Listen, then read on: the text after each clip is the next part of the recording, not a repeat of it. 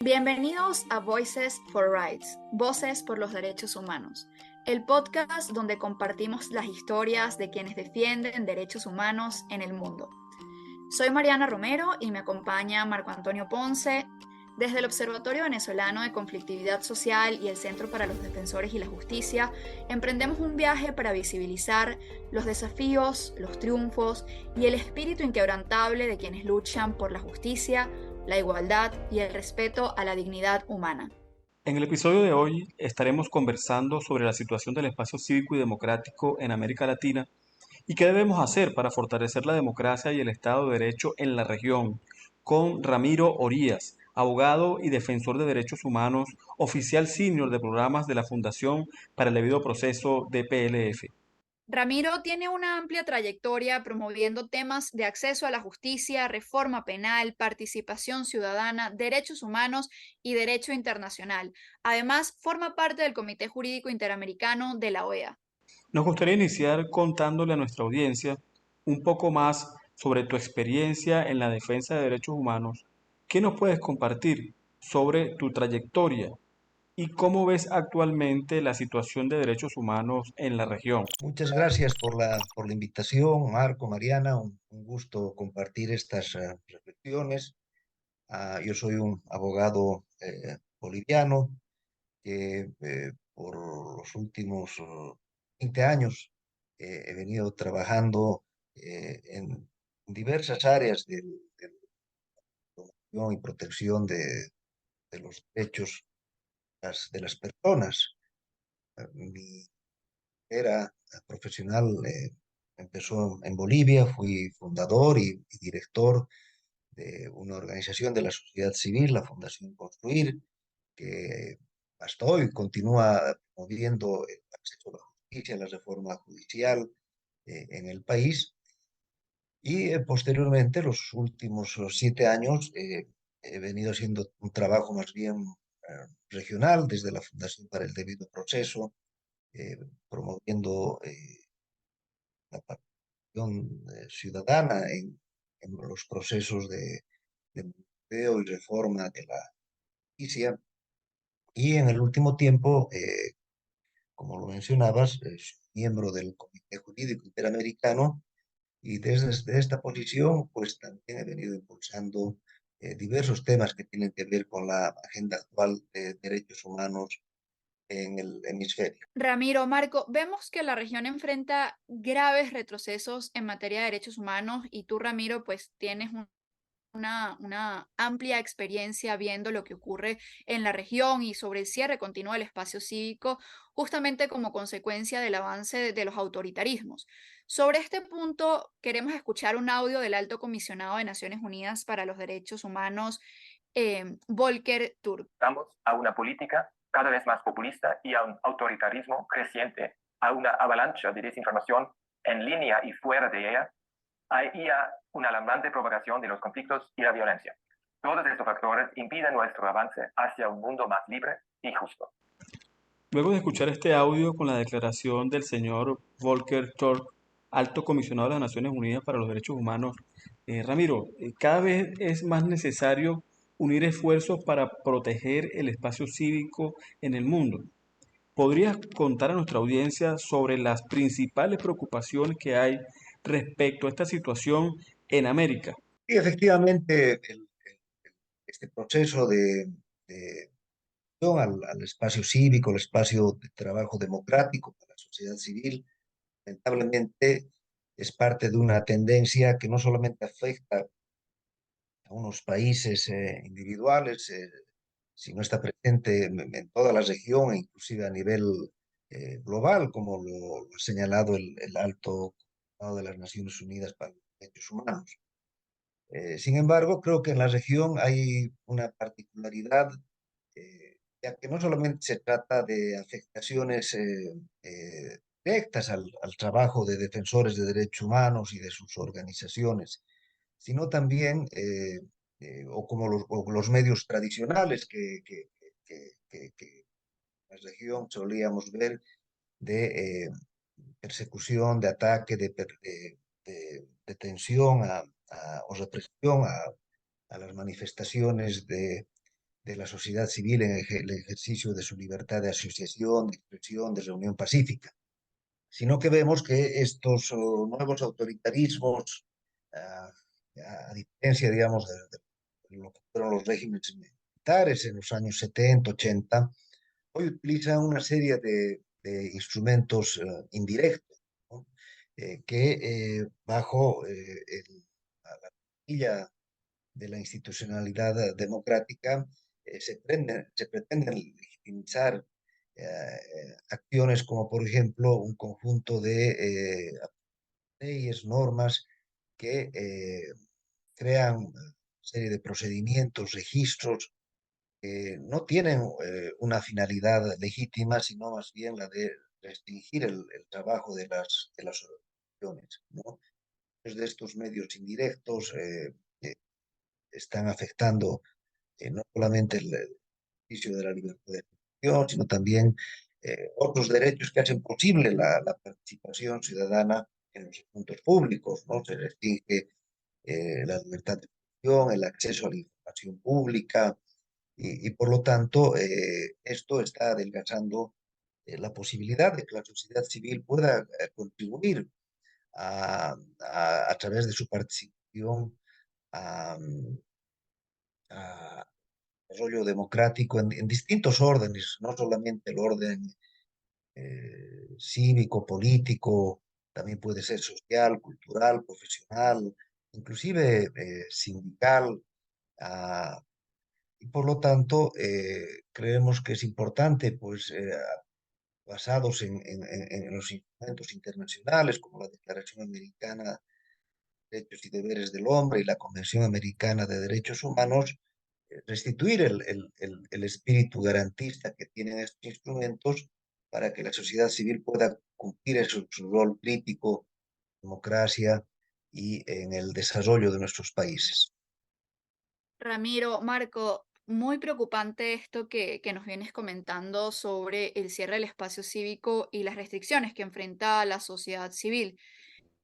Y sobre ello, pues resaltar sobre esas limitaciones específicas que enfrentan en relación al derecho a la libertad de asociación y particularmente esas barreras contra la posibilidad del registro, la excesiva supervisión estatal, la criminalización del financiamiento y lo que hemos visto con mayor preocupación recientemente, la disolución forzada de organizaciones. Sí, Mariana, para complementar lo que estás comentando y sobre estos aspectos, desde el Comité Jurídico Interamericano han venido trabajando en el desarrollo de los principios interamericanos sobre el régimen jurídico de entidades civiles sin fines de lucro en América Latina y el Caribe. Y por eso quisiéramos preguntarte, Ramiro, eh, ¿puedes compartir con nosotros los principales hallazgos y patrones restrictivos que han identificado en esta investigación? ¿Y qué similitudes han encontrado en las distintas normas restrictivas que se adelantan o que se implementan en la región? Sí, efectivamente, este es un trabajo que el Comité Jurídico Interamericano viene adelantando ya por 3 años. El, el, el trabajo empezó con un diagnóstico muy, no solo profundo, sino extenso, que comprende los 36 países del hemisferio y del estudio comparativo del marco legal aplicable a las entidades civiles. Primero identificamos tres modelos, ¿no? Hay tres modelos legales sobre cómo enfrentar la regulación de organizaciones civiles en la región.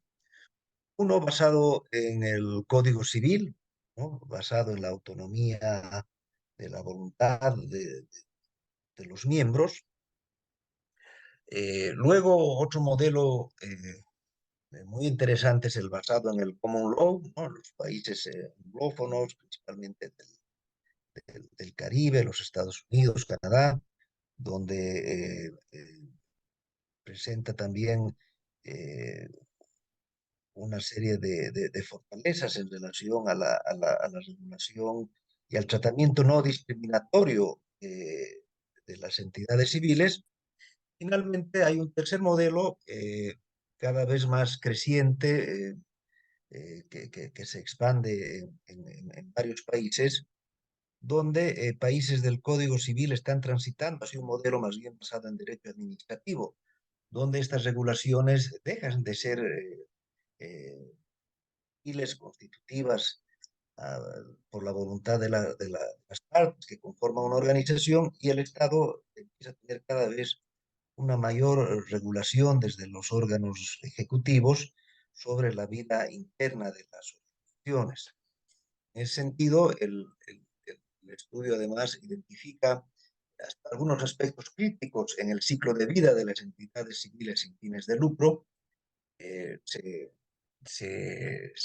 ve que los procesos de creación están avanzando hacia un sistema de sobreregulación y abandonando el sistema de notificación, que era básicamente la constitución de la organización en la notaría, y se notificaba al Estado. Hoy, cada vez más, en varios países vemos que los sistemas de autorización previa y a partir de autoridades nacionales centrales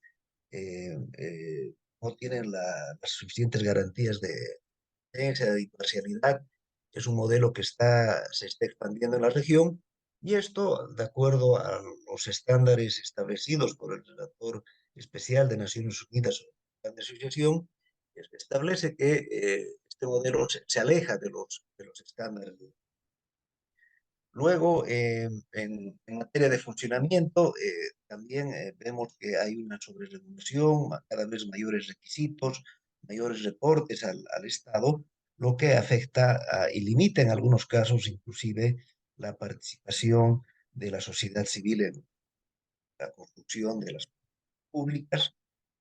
Luego, un tercer eje tiene que ver con el financiamiento de las organizaciones, donde por una parte se les restringe el acceso al financiamiento extranjero, pero también se obstruye la generación de ingresos propios de las naciones. Por lo tanto, pues, paradójicamente, digamos,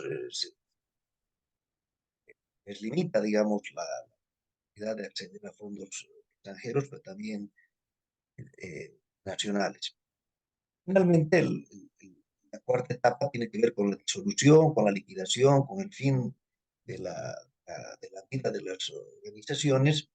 Aunque el principio, el estándar, está basado principalmente en la disolución voluntaria, también vemos que hay un creciente uso de mecanismos de disolución compulsiva como una sanción, que de acuerdo a los estándares internacionales, pues la disolución tiene que ser la forma excepcional, cuando no hay otros medios para sancionar alguna acción ilícita o ilegítima que haya desarrollado la organización. Y por lo tanto, establecer como sanción la disolución directa es muy grave, porque además, como en el caso de Nicaragua, te incluye la confiscación de su patrimonio como castigo político. En ese sentido, el Comité Jurídico ha adoptado en marzo de este año una declaración que aprueba los principios interamericanos en materia de régimen legal relativo a la creación, funcionamiento, financiamiento y disolución. Son 13 principios que creemos pueden contribuir a generar una directriz sobre la cual los estados pueden mejorar, pueden adecuar sus legislaciones, pero también la sociedad civil puede monitorear, puede comparar cuando en sus países existen desviaciones o distorsiones de los principios internacionales de libertad de asociación en materia de régimen legal que es aplicable a la vida de las organizaciones civiles. Y contemplando esa situación y cómo afecta específicamente a la sociedad en Venezuela, es importante resaltar que las organizaciones de derechos humanos se han organizado justamente para visibilizar, denunciar la criminalización que enfrentan. Ramiro, desde tu experiencia, ¿qué más debe hacerse para fortalecer el espacio cívico en Venezuela? Primero me gustaría señalar que nadie defiende una causa que no conoce. Creo que es importante la labor de la sociedad civil en divulgar eh, el trabajo de la sociedad civil, en capacitar a la propia sociedad civil en temas de autogobierno de las organizaciones, el marco legal aplicable en materia de derechos humanos, los alcances de la libertad de asociación. Creo que es importante que cuando las organizaciones de la sociedad civil defienden su derecho a existir, a funcionar, a participar asuntos públicos, consciente que lo que hace es ejercer un derecho, ¿no? La creación de una organización no gubernamental, de una asociación civil, no es un mero trámite que se puede regular como una empresa, ¿no? El ejercicio de la libertad de asociación es el ejercicio de un derecho y creo que esta parte es importante que todas las organizaciones, no solamente las grandes redes, las que hacen diferencia internacional, sino las asociaciones vecinales, los clubes deportivos, colegios profesionales, conozcan que hay una libertad que tienen que defender, que ejercer. Pues los derechos no solamente se proclaman, se los ejercen, y creo que el ejercicio diario fortalece pues, el propio trabajo.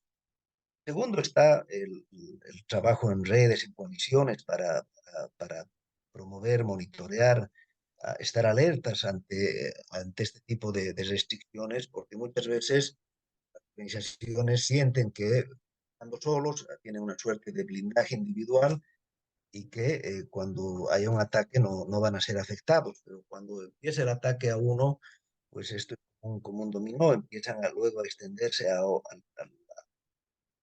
afectar el trabajo de otros defensores, de otras organizaciones. Vemos que ese trabajo solidario a nivel nacional y de visión internacional es muy importante. Ramiro, y hablando de la importancia de fortalecer el espacio cívico en Venezuela, con todas estas dinámicas y procesos que son necesarios, ¿considera que las acciones de la comunidad internacional en este tema han sido suficientes? Pues hay una gran preocupación de la comunidad internacional sobre la situación de derechos humanos en Venezuela, esta crisis de derechos humanos que sumada a la emergencia humanitaria ha vuelto una crisis prolongada, tal vez de las más prolongadas a nivel global, ¿no?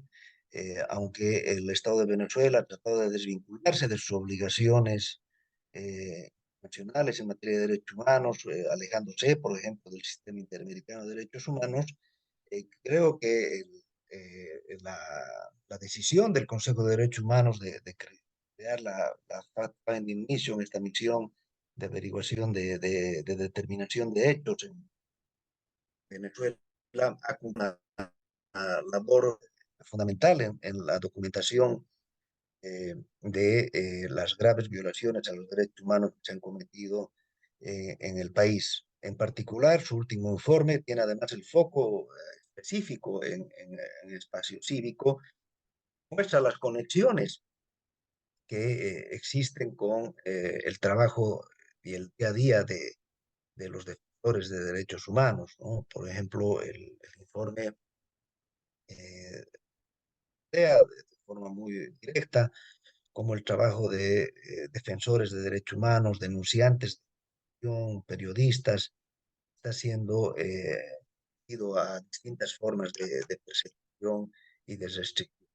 En ese sentido, creemos que este trabajo de escrutinio internacional, de supervisión internacional, que está construyendo esta misión, es fundamental y tiene que continuarse mientras no haya una salida democrática a la crisis que vive. Me quedo con la reflexión que hacías, Ramiro, sobre que no se puede defender lo que no se conoce y que en ese sentido se hace más necesario para poder no solo recuperar la democracia, sino visibilizar lo que ocurre en el país y seguir exigiendo el respeto a nuestro espacio cívico y poder seguir impulsando estos mecanismos internacionales el empoderar a la ciudadanía de sus derechos, el fomentar la participación, y yo creo que eso va a ser clave para poder avanzar hacia la recuperación del espacio cívico, no solo en Venezuela, sino en la región. Sí, Sí, y así, efectivamente, yo Ramiro. creo que, perdón, sigue Sí, Marco. sí, Ramiro, sí, sí, continúa. No sé, yo quería señalar efectivamente este empoderamiento, esta participación activa de las organizaciones de derechos humanos en defensa del espacio cívico ha sido fundamental, ¿no? Porque allí donde las víctimas no tienen voz, allí donde la sociedad civil se autocensura, invisibiliza a las graves violaciones a los derechos humanos, los crímenes internacionales que hoy están siendo investigados a diversas instancias, desde la propia Corte Penal Internacional y otros órganos de rendición de cuentas que han puesto su lupa sobre lo que pasa en Venezuela, pero eso no es iniciativa de organismos internacionales, sino es el resultado de la participación de las organizaciones, del movimiento de las en la defensa.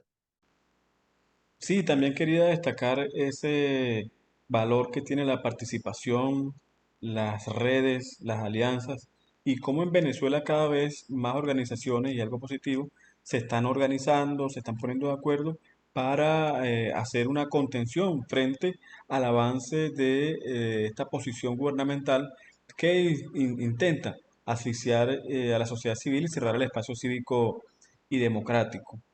Y así damos las gracias a Ramiro Orías, abogado y defensor de derechos humanos, oficial senior de programas de la Fundación para el Debido Proceso DPLF y miembro del Comité Jurídico Interamericano de la OEA. Muchas gracias, Ramiro, por acompañarnos hoy y especialmente por tu solidaridad con Venezuela. ¿Puedes decirnos algunas palabras de despedida y cómo quienes nos escuchan se pueden comunicar contigo, redes sociales o vías de contacto? Ah, pues el trabajo que venimos desarrollando desde la Fundación para el Debido Proceso, un trabajo muy comprometido con la agenda de derechos humanos en la región y particularmente de solidaridad con organizaciones en Venezuela. Y en ese sentido, estoy a disposición de consulta, colaboración que vamos a emprender con las venezolanas al correo electrónico rorías@dplf.org. Agradezco enormemente la oportunidad de compartir este espacio de reflexión y pues hasta me despido. Marco, Mariana, muchas gracias. Gracias, Ramiro. Y al concluir el episodio de hoy, extendemos un llamado a la acción a nuestros oyentes. Es hora de estar junto a quienes defienden, exigen y promueven los derechos humanos. Les invitamos a compartir este episodio utilizando las etiquetas Voices for Rights o Voces por los Derechos y únanse a nosotros por un futuro más brillante y justo. Desde el Observatorio Venezolano de Conflictividad Social y el Centro para los Defensores y la Justicia, le damos las gracias por seguirnos en este episodio de Voices for Rights, Voces por los Derechos Humanos. Nos pueden seguir por nuestras redes sociales, @OS Social y @DefensoresDDHH_. Y pueden escucharnos por Spotify, iVoox y YouTube Podcasts. Además, sumen sus voces a nuestra campaña con la etiqueta Tu Espacio Cívico. Y este podcast se realiza con el apoyo de la Embajada de la República Federal de Alemania en Venezuela. Recuerden, cada voz importa y juntos podemos hacer la diferencia. Manténganse atentos para más historias inspiradoras y únanse a la lucha por los derechos humanos en el mundo.